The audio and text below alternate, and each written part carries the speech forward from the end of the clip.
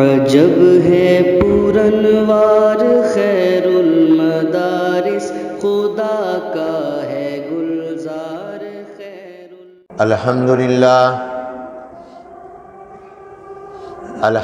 للہ نحمده ونستعینه ونستغفره ونؤمن به ونتوکل علیہ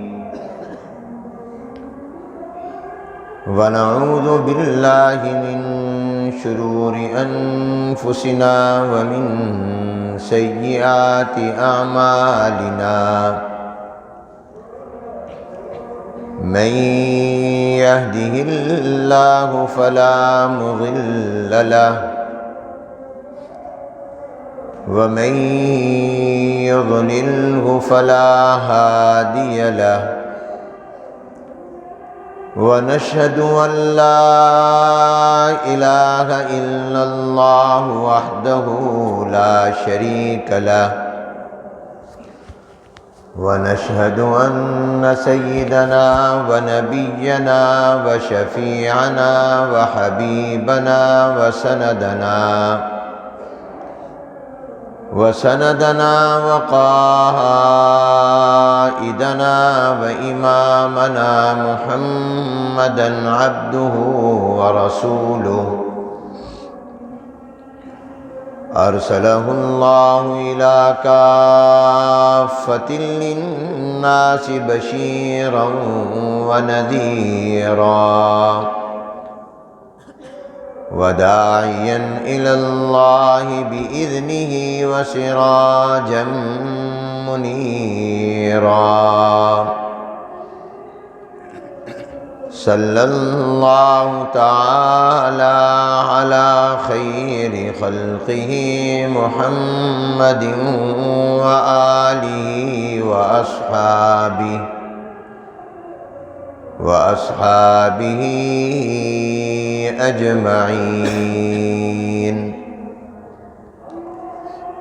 أما بعد فأعوذ بالله من الشيطان الرجيم. بسم الله الرحمن الرحيم.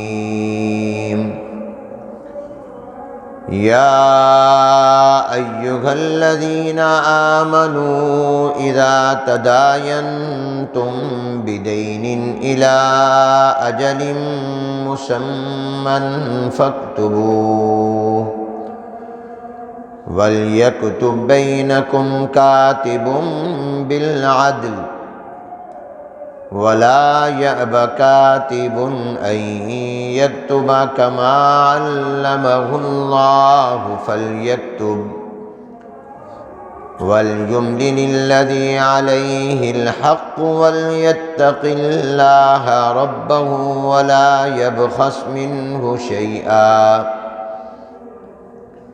فإن كان الذي عليه الحق سفيها أو ضعيفا أو لا يستطيع أن يمل هو فليملل وليه بالعدل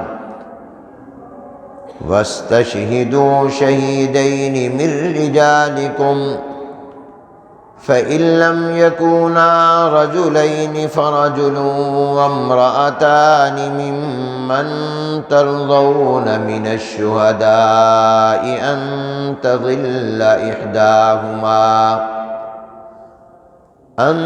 تضل إحداهما فتذكر إحداهما الأخرى ولا يأبى الشهداء إذا ما دعوا ولا تسأموا أن تكتبوه صغيرا أو كبيرا إلى أجله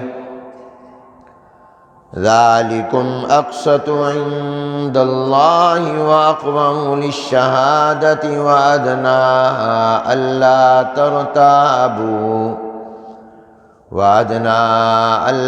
ترتابوا إلا أن تكون تجارة حاضرة تديرونها بينكم تديرونها بينكم فليس عليكم جناح ألا تكتبوها وأشهدوا إذا تبايعتم ولا يضار كاتب ولا شهيد وإن تفعلوا فإنه فسوق بكم واتقوا الله ويعلمكم الله والله بكل شيء عليم.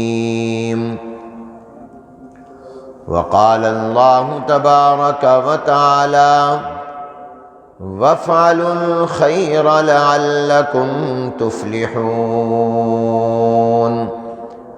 صدق الله العظيم وصدق رسوله النبي الكريم ونحن على ذلك لمن الشاهدين والشاكرين والحمد لله رب العالمين. اللهم صل على محمد وعلى آل محمد كما صليت على إبراهيم وعلى آل إبراهيم إنك حميد مجيد. اللهم بارك على محمد وعلى آل محمد كما باركت على إبراهيم وعلى آل إبراهيم إنك حميد مجيد. بزرگان محترم، معزز حاضرین، برادران اسلام اور طلباء عزیز، السلام علیکم ورحمۃ اللہ وبرکاتہ۔ قرآن کریم کے تیسرے پارے اور سورۃ البقرہ کی ایک طویل اور لمبی آیت مبارکہ اس وقت میں نے تلاوت کی ہے۔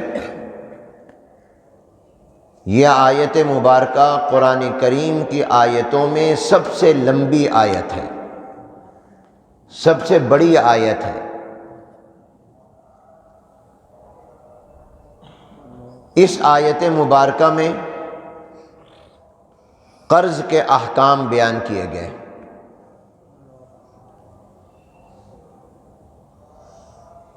چنانچہ آج سے جمعے کے خطبے میں جس موضوع کا آغاز ہو رہا ہے وہ ہے قرض کا دینا اور لینا۔ اللہ تبارک و تعالی نے ہمیں دین اسلام کی نعمت اور دولت عطا فرمائی۔ اس پر ہم اللہ کا جتنا بھی شکر ادا کریں وہ کم ہے۔ جو نعمتیں پروردگار عالم نے ہمیں عطا فرمائی ہیں ان نعمتوں میں سب سے بڑی نعمتوں میں ایک بڑی عظیم الشان نعمت اسلام کی نعمت ہے، اور یہ اس کا کرم ہے کہ اس نے آپ کو اور مجھے مسلمان خاندان میں گھرانے میں پیدا کر دیا۔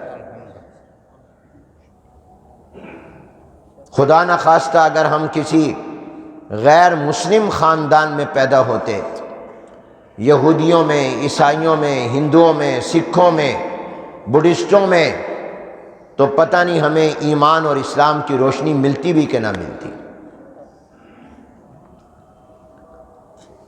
یہ اس کا فضل اور کرم ہے پروردگار عالم کا کہ اس نے ہمیں پیدائشی مسلمان بنا دیا۔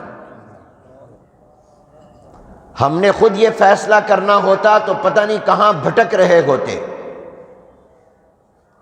اس نے ہمیں اپنے آخری اور محبوب نبی اور پیغمبر کا امتی بنا دیا۔ اور یہ بات میں کئی مرتبہ عرض کر چکا ہوں کہ اسلام یہ مذہب نہیں ہے بلکہ دین ہے۔ کبھی یہ نہ کہا کرو کہ میرا مذہب اسلام ہے، بلکہ یہی کہا اور لکھا کرو کہ میرا دین اسلام ہے، کیونکہ مذہب چھوٹا ہے، دین بڑی چیز ہے۔ مذہب کہتے ہیں جس میں کچھ عقائد ہوں، کچھ عبادتیں ہوں، اور کچھ تھوڑا بہت معاملات کے بارے میں بات چیت ہو، احکامات ہوں۔ اور دین کہتے ہیں مکمل ضابطۂ زندگی کو، دستور حیات کو، دستور زندگی کو، پیدا ہونے سے لے کر مرتے دم تک اور مرنے کے بعد والی تمام جہانوں کے بارے میں جس کے اندر مکمل رہنمائی ہو اس کو دین کہتے ہیں۔ اسلام مذہب نہیں ہے، دین ہے، اور دین کی بنیاد 5 چیزوں پر ہوتی ہے۔ نمبر 1، عقائد و نظریات، کہ ہمارا عقیدہ کیا ہونا چاہیے۔ اسلام نے اس بارے میں مکمل رہنمائی کی ہے کہ سب سے پہلا اور بنیادی عقیدہ اللہ تعالیٰ کی توحید کا ہے، کہ اللہ کو ایک مانو، ذات کے اندر بھی، صفات میں بھی۔ تمام نبیوں کو برحق مانو، جناب نبی کریم صلی اللہ علیہ وسلم کو اللہ کا سچا اور آخری نبی مانو، قیامت اور آخرت کے دن پر یقین رکھو، تقدیر پر یقین رکھو، مرنے کے بعد دوبارہ زندہ ہونے اور اٹھنے پر یقین رکھو، فرشتوں کو اللہ کی مخلوق مانو، تمام آسمانی کتابوں کو سچا مانو۔ یہ عقائد ہیں، اس کی تفصیلات ہیں، اور اسلام میں ان عقائد کے بارے میں مکمل رہنمائی موجود ہے۔ تو دین میں پہلی چیز عقائد، نمبر 2 عبادات،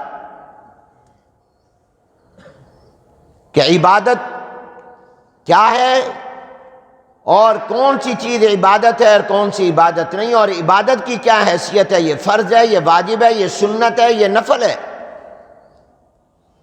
تو اسلام نے عبادات کا بھی ایک جامع اور مکمل نظام دیا ہے، اس لیے اسلام دین ہے۔ اور دین کی تیسری بنیاد ہوتی ہے معاملات، لین دین، معیشت و تجارت، کہ تم نے ایک دوسرے سے لین دین کا معاملہ، خریدنے اور بیچنے کا معاملہ، تجارت، کاروبار کیسے کرنا ہے، کون سا کاروبار جائز ہے، کون سا ناجائز ہے، کون سا طریقہ درست ہے، کون سا غلط ہے۔ الحمدللہ اسلام نے معیشت و تجارت اور معاملات کے بارے میں بھی، خرید و فروخت اور لین دین کے بارے میں بھی مکمل رہنمائی کی ہے۔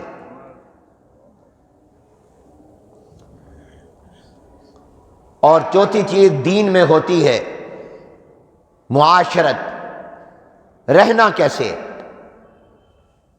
پڑوسی کے کیا حقوق ہیں، بیوی کا کیا حق ہے، خاوند کے کیا حقوق ہیں، والدین کے کیا حقوق ہیں، اولاد کے کیا حقوق ہیں، عورتوں کے، جانوروں کے حقوق کیا ہیں، غیر مسلموں کے کیا حقوق آپ پر ہیں، مظلوم کا کیا حق ہے، چھوٹوں کے بڑوں پر، بڑوں کے چھوٹوں پر کیا حق ہیں، شاگرد کا استاد پر، استاد کا شاگرد پر، مرید کا پیر پر، پیر کا مرید پر کیا حق ہے، حکومت کا عوام پر اور عوام کا حکومت پر کیا حق ہے۔ یہ پورا ایک نظام دیا ہے اسلام نے معاشرت کا۔ تو دین میں چوتھی چیز معاشرت ہوتی، اور پانچویں چیز ہوتی ہے آداب زندگی اور اخلاق۔ جھوٹ نہیں بولنا، سچ بولنا ہے، بددیانتی اور خیانت نہیں کرنی، وعدہ خلافی نہیں کرنی۔ یہ پوری زندگی کے آداب اور اخلاق، یہ پانچویں چیز ہوتی ہے دین کے اندر۔ تو اللہ تعالیٰ نے ہمیں مذہب نہیں، دین عطا کیا۔ اسی لیے آپ دیکھیں کہ قرآن کریم میں جہاں اسلام کا لفظ آیا، اکثر اس کے ساتھ لفظ دین آیا۔ بسم اللہ الرحمن الرحیم ان الدین عند اللہ الاسلام، اللہ کے نزدیک دین تو اسلام ہی ہے۔ بہت پیارا مقولہ عربی کا کسی نے کہا، طلبہ اس کی لذت اٹھائیں گے، یاد رکھیں اس کو، الدین هو الاسلام والاسلام هو الدین۔ دین اگر ہے تو اسلام ہے، اور اسلام صرف دین ہی دین ہے۔ یہاں اکیلا اسلامی ساتھ لفظ دین آیا۔ بسم اللہ الرحمن الرحیم الیوم اکملت لکم دینکم واتممت علیکم نعمتی ورضیت لکم الاسلام دینا۔ آج کے دن میں نے تمہارے لیے تمہارا دین مکمل کر دیا، یعنی اسلام کو مکمل کر دیا۔ اور ایک ہی آیت میں 2 مرتبہ فرمایا، پھر فرمایا وَرَضِيتُ لَكُمُ الْإِسْلَامَ دِينًا۔ اللہ تعالیٰ فرماتے ہیں میں نے تمہارے لیے بطور دین، زندگی کے ضابطے اور دستور کے طور پر اسلام کا انتخاب کیا ہے، میں نے تمہارے لیے اسلام چنا ہے، اللہ تعالیٰ فرما رہے۔ بسم اللہ الرحمن الرحیم وَمَن يَبْتَغِ غَيْرَ الْإِسْلَامِ دِينًا فَلَن يُقْبَلَ مِنْهُ۔ دین اسلام کو چھوڑ کر کوئی اور تلاش کرے گا اپنے لیے تو وہ قبول نہیں کیا جائے گا۔ اس آیت میں بھی اللہ نے اسلام کے لیے دین کا لفظ بولا۔ قرآن کریم میں جگہ جگہ اسلام کے ساتھ لفظ دین، کہیں بھی مذہب کا لفظ نہیں آیا۔ یوں نہیں فرمایا الیوم اکملت لکم مذہبکم، آج تمہارا مذہب مکمل کر دیا۔ ان المذہب عند اللہ الاسلام، یہ نہیں فرمایا۔ وَمَن يَبْتَغِ غَيْرَ الْإِسْلَامِ مَذْهَبًا نہیں فرمایا۔ اور حدیث مبارکہ دیکھیں، مشہور حدیث جبرائیل علیہ السلام، حدیث جبرائیل جس میں جبرائیل علیہ السلام کے حضور کی خدمت میں آ کر چند سوالات اور حضور کے جوابات کا تذکرہ ہے، اس کو حدیث جبرائیل کہتے ہیں۔ مشکات المصابیح کے بالکل شروع میں جبرائیل علیہ السلام آئے، چند سوالات حضور علیہ السلام سے کیے، ایمان کیا ہے، اسلام کیا ہے، احسان کیا ہے، قیامت کب آئے گی، نشانیاں قیامت کی کیا ہیں۔ حضور نے جواب دیے، چلے گئے۔ صحابہ سے پوچھا پتہ کون؟ کہا ہمیں تو نہیں پتہ چلا، انسانی شکل میں آئے تھے۔ فرمایا یہ فرشتوں کے سردار جبرائیل علیہ السلام آئے تھے، وہ مجھ سے سوال کر رہے تھے تاکہ تمہیں میں جواب ان کا مقصد تمہیں سنوانا تھا۔ اور آگے لفظ فرمایا اتاکم یعلمکم دینکم، یہ آئے تھے تمہیں تمہارا دین بتانے کے لیے۔ یہ نہیں فرمایا تمہارا مذہب بتانے کے لیے آئے تھے، فرمایا تمہارا دین بتانے آئے تھے۔ تو آج کی پہلی بات جو میں نے عرض کی، ذرا آپ سمجھ گئے ہوں تو جواب دے دیجئے گا، اسلام مذہب ہے یا دین ہے؟ بلند آواز سے کہو۔ جس کو اللہ نے اسلام کی نعمت عطا کی ہے وہ جواب دے، اسلام مذہب ہے یا دین ہے؟ مذہب اور دین کا فرق بتا دیا۔ مذہب چھوٹی چیز ہوتی ہے، دین بڑی چیز ہے۔ دین کہتے ہیں پوری زندگی کا ضابطہ، پوری زندگی کا قانون، مکمل رہنمائی۔ باپ اپنے بیٹے کی انگلی پکڑ کر اتنا نہیں لے کر چلتا ہوگا جتنا کہ دین اپنے ماننے والے کی انگلی پکڑ کر لے کر چلتا ہے۔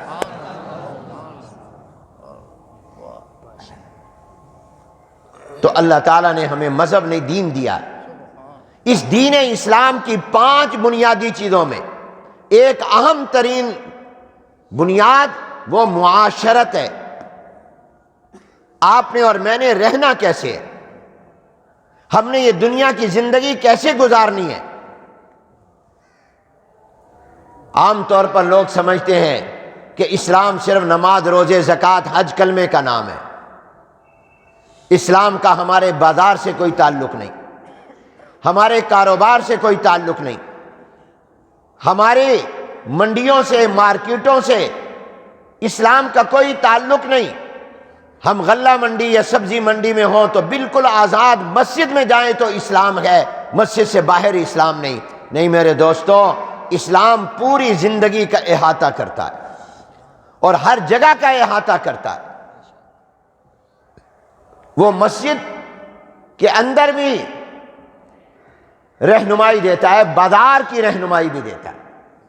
مسجد میں کیا کرنا ہے، بازار میں کیا کرنا ہے، منڈی میں کیا کرنا ہے، دفتر میں کیا کرنا ہے، کچہری، عدالت، تھانے میں کیا کرنا ہے، اور اپنے بازاروں میں کیا کرنا ہے، گھروں میں کیسے زندگی گزارنی ہے۔ حدیثوں میں آتا ہے صحابہ کرام رضوان اللہ تعالی اجمعین، ازواج مطہرات رضوان اللہ تعالی علیہن اجمعین کی خدمت میں حاضر ہوتے اور آ کر امت کی ماؤں سے اور حضور علیہ السلام کی بیویوں سے یہ سوال کیا کرتے تھے کہ ہم رسول اللہ کی باہر کی زندگی تو دیکھتے ہیں مگر گھر کے اندر کی زندگی ہم نہیں دیکھ سکتے، آپ دیکھتی ہیں، ہاں ہمیں بتائیے حضور گھر میں کیا کرتے ہیں۔ یہ معلومات کرتے تھے، پوچھتے تھے، سوالات کرتے تھے۔ ہمیں رسول اللہ صلی اللہ علیہ وسلم کی دن کی زندگی کا اکثر حصہ تو معلوم ہے مگر حضور علیہ السلام کی رات کی زندگی تو ہمیں معلوم نہیں، وہ تو گھر کے اندر گزرتی ہے، وہ تو ہم نہیں دیکھ پاتے۔ آپ ہمیں بتائیں کہ حضور علیہ السلام کی رات کی زندگی کیسے ہوتی تھی۔ اس لیے کہ پیغمبر اسلام نے جہاں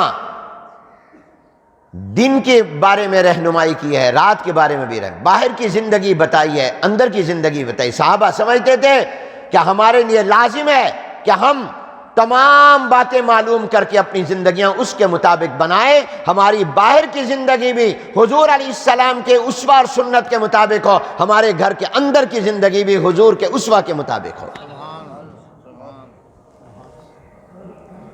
ہم گھر کی زندگی میں آزاد نہیں ہیں کہ جو چاہیں کریں۔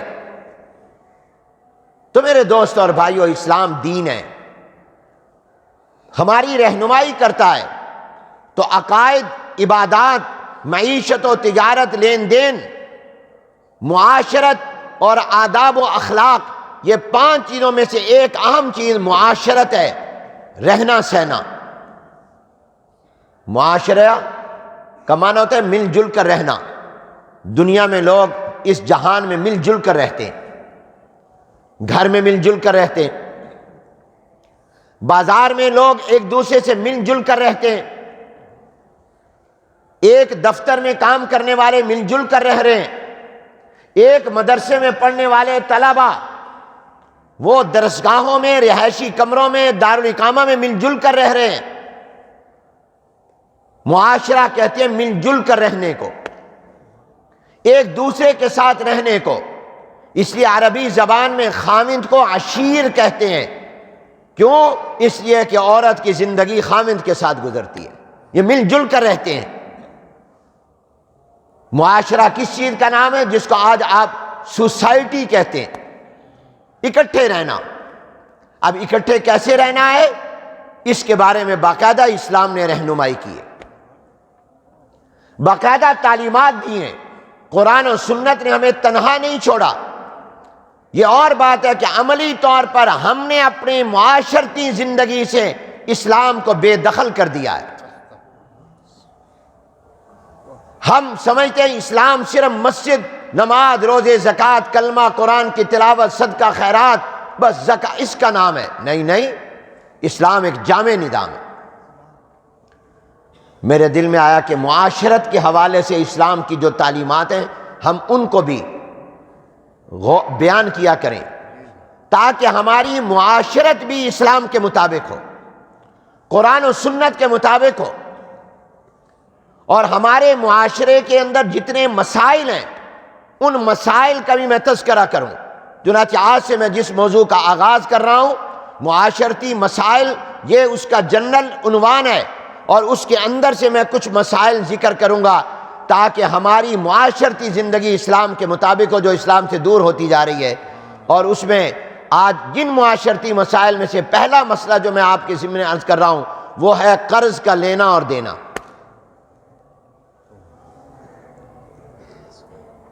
معاشرتی مسائل میں ذیلی عنوان میں ہمارا گفتگو کا عنوان ہے قرض۔ آپ میں سے کتنے لوگ ایسے ہوں گے جنہوں نے کسی کو قرضہ دیا ہوگا اور کتنے ایسے ہوں گے جنہوں نے لیا ہوگا؟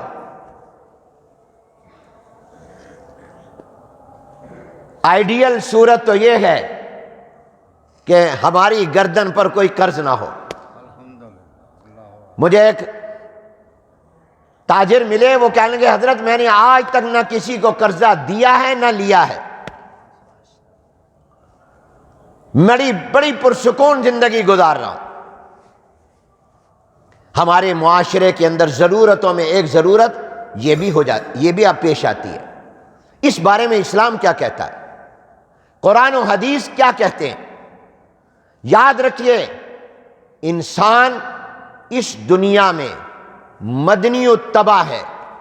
مدنی الطبع کا مطلب یہ ہے کہ اللہ نے اس عالم دنیا کو، اس جہان کو ایسا بنایا ہے کہ کوئی آدمی بھی یہ کہے کہ مجھے کسی کی کوئی ضرورت نہیں، یہ دعویٰ غلط ہے۔ ہر ایک دوسرے کا کوئی نہ کوئی محتاج ضرور ہے کسی کام میں۔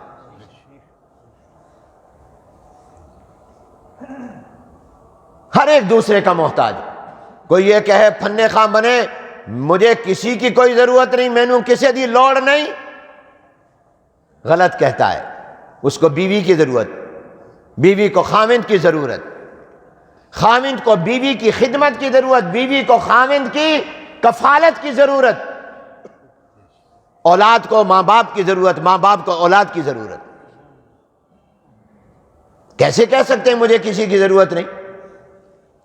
شاگرد کو استاد کی ضرورت، استاد کو شاگرد کی ضرورت، مرید کو شیخ کی ضرورت، شیخ کو مرید کی ضرورت، افسر کو ملازم کی ضرورت اور ملازم کو افسر کی ضرورت، مزدور کو اس بات کی ضرورت کوئی اس سے سامان اٹھوائے، اور آپ کو ضرورت مزدور کی میرا سامان اٹھائے۔ آپ تاجر ہوں، صنعت کار ہوں، آپ کو لیبر کی ضرورت ہے یا نہیں؟ ہم سے پوچھو، یہ مسجد بنا رہے ہیں، اللہ بنوا رہا ہے، ایک ایک مستری اور ٹھیکیدار کی منت کرتے ہیں، روزانہ میں خود فون کرتا ہوں، اتنے جھوٹے اور وعدہ خلاف ہیں میں نے دنیا میں آج تک نہیں دیکھے۔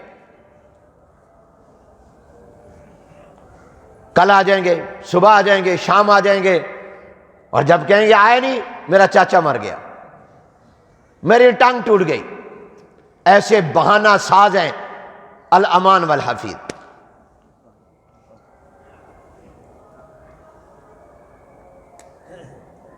مجھے تو واسطہ پڑ رہا ہے، محتمم ہوں، وفاق المدارس کا ناظم اعلیٰ ہوں، منتیں کرتا ہوں ٹھیکیداروں کی،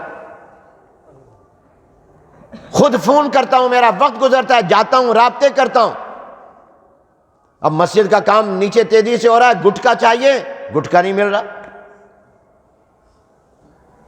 بلیو ٹائل، وہ جس سے بات کرتے ہیں، وہ جس سے ہمارا ٹھیکہ، اس نے کہا جی میرے مستری نے کہیں اور کام لے لیا ہے، وہ آتا نہیں ہے، آج جا رہا ہوں، کل جا رہا ہوں، پرسوں آ رہا ہے، ترسوں آ رہا ہے، روز ایسے وقت گزر، صبح ہوتی ہے، شام ہو جاتی، لیکن ہم پیچھے پڑے ہوئے، ضرورت ہے یا نہیں؟ تو اللہ نے محتاج بنا دیا۔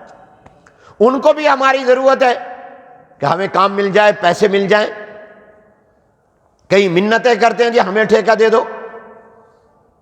تو اللہ نے اس دنیا کو بنایا ایسا ہے کہ کوئی یہ کہے کہ مجھے کسی کی ضرورت نہیں، یہ غلط ہے، ہر ایک دوسرے کا محتاج ہے۔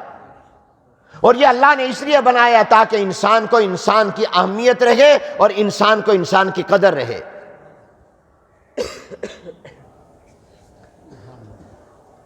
اللہ نے اپنی، اللہ تو ہے ہی، اس کی تو ضرورت ہے ہی، اللہ نے اپنے بندوں کے لیے بندوں کی ضرورتیں بھی رکھ دی۔ اسی لیے تو دین میں کہا گیا حقوق اللہ بھی ہیں، حقوق العباد بھی ہیں۔ ہمیں مؤذن کی ضرورت ہے، ہمیں نماز کے وقت کی اطلاع یہ دیتا ہے، ہمیں امام کی ضرورت ہے، ہر مسجد کو ضرورت ہے۔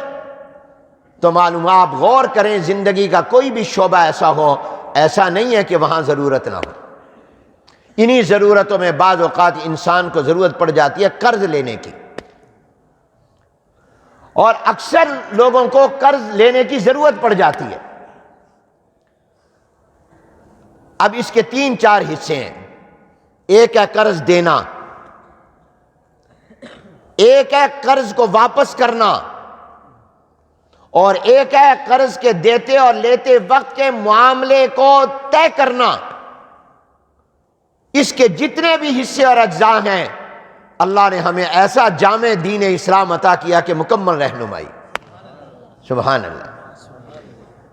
پہلے تو یہ فرمایا گیا کہ اگر تم سے کوئی ضرورت مند آدمی قرض مانگے اور واقعتاً وہ ضرورت مند ہو، اور یہ ضرورت مند کوئی بھی ہو سکتا ہے، امیر بھی ہو سکتا ہے، متوسط بھی ہو سکتا ہے، غریب بھی ہو سکتا ہے، یہ نہ سمجھیں کہ غریب کی ہی ضرورت ہے، امیروں کو بھی قرض لینے کی ضرورت پڑتی ہے۔ اور آج کل تو جیسے حالات چل رہے ہیں، کورونا کی وبا پھر آ رہی ہے، اللہ اس سے محفوظ رکھے۔ بہت سے لوگ بیچارے اس کی نظر ہو گئے، دنیا سے چلے گئے، کئی بیمار ہیں، اس کی وجہ سے کاروبار بند ہو گئے۔ کتنے کھاتے پیتے لوگوں کے لیے اپنے گھر کا چولہا جلانا مشکل ہو گیا۔ میں ذاتی طور پر جانتا ہوں کہ ان حالات کی وجہ سے کئی مالدار لوگ جو قرض دیتے تھے وہ قرض لینے پر اور قرض مانگنے پر مجبور ہو گئے۔ مہنگائی آسمان سے بات کر رہی ہے، چینی آٹا کہاں پہنچ گئے؟ ہم نے پوری کوشش کی، ہر سال ہم گندم طلباء کے لیے خریدتے ہیں، اس سال ہمیں گندم نہیں ملی۔ ایک ضلع سے دوسرے ضلع پر پابندی حکومت نے لگا دی، ریٹ کم رکھا، زمیندار کو یہ ہوا کہ ریٹ بڑھے گا، میں کیوں بیچوں؟ 1400 سے ریٹ چلا گیا 2700 2800 پر۔ عام مارکیٹوں میں آپ کہتے ہیں 2100، پتہ نہیں ملتی ہے کہ نہیں۔ ہم نے تو 400 من گندم یہ ربیع الاول کا مہینہ گزارنے کے لیے طلباء کے لیے ہمیں تقریباً 2700 روپے من ملی۔ اور 3-4 دن پہلے مجھے ناظم مطبخ نے کہا حضرت اب خیر المدارس میں 2 دن کی گندم بھی نہیں ہے، طلباء کو کھانا روٹی کہاں سے کھلائیں گے؟ جبکہ ابھی ہمارے تعلیمی سال کے 5 مہینے باقی ہیں، رمضان تک تقریباً 5 مہینے بنتے ہیں، اور 1800 طلباء کا کھانا دوپہر، 1800 کا شام پکتا ہے، اور اس وقت جا کے دیکھ لو ہمارے پاس گندم نہیں ہے، آٹا بھی نہیں ہے، بازار سے ناقص مل رہا ہے۔ اور ہم گندم خریدنے کی کوشش کر رہے ہیں، وہ کہتے ہیں جی 2700 روپے من ملے گی، 2800 ملے گی، 2100، ایک نے کہا 2100 من عام مارکیٹ میں چل رہا ہے، میں کوشش کرتا ہوں۔ 1400 روپے من تھی، 2100۔ ہمیں چاہیے 2 سے 3000 من گندم۔ اب 2000 من گندم، اگر 1000 من گندم 1400 کی ہوتی تو 14 لاکھ روپے میں تھی، اور اب وہی گندم 27-28 لاکھ روپے، یا 21-22 لاکھ، 21 سے 2700 جہاں سودا بن جائے، ڈبل ہوگی قیمت کہ نہیں؟ 14 لاکھ والی گندم اب ملے گی 21 لاکھ میں، یا 22, 23, 24, 25, 27 لاکھ میں۔ کتنی مہنگائی ہو گئی۔ تو اگر کوئی انسان ضرورت مند ہو اور ضرورت کے وقت میں اس کو قرض مانگنا پڑ جائے تو قرآن نے کیا کہا اور حدیث نے کیا کہا؟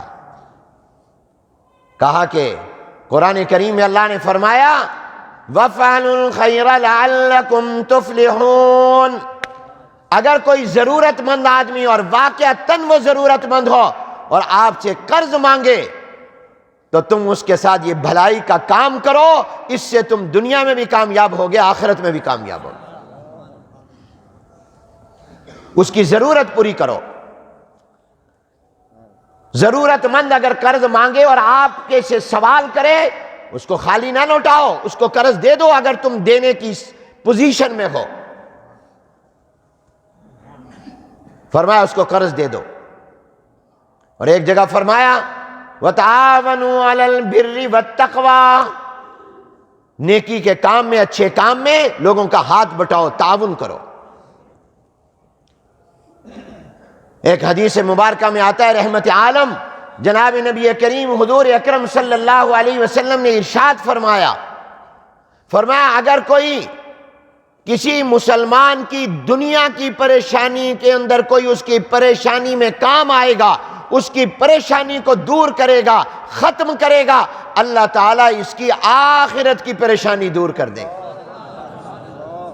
دنیا کی پریشانی سے آخرت کی پریشانی بہت بڑی ہے۔ اللہ فرماتے میں تمہیں بدلہ دوں گا، تو میرے بندوں کی پریشانی دور کر، میں رب تیری پریشانی دور کروں گا، تو دنیا کی پریشانی دور کر، میں آخرت کی پریشانی دور کر دوں گا۔ اور فرمایا اگر کوئی مسلمان، کوئی انسان کسی دوسرے مسلمان اور انسان کی دنیا کی مشکل میں آسانی پیدا کرے گا، اللہ نے فرمایا میں بدلے میں تیری دنیا کے اندر بھی اور آخرت کے اندر بھی جتنی مشکلات ہوں گی میں اس میں آسانی پیدا کر دوں گا۔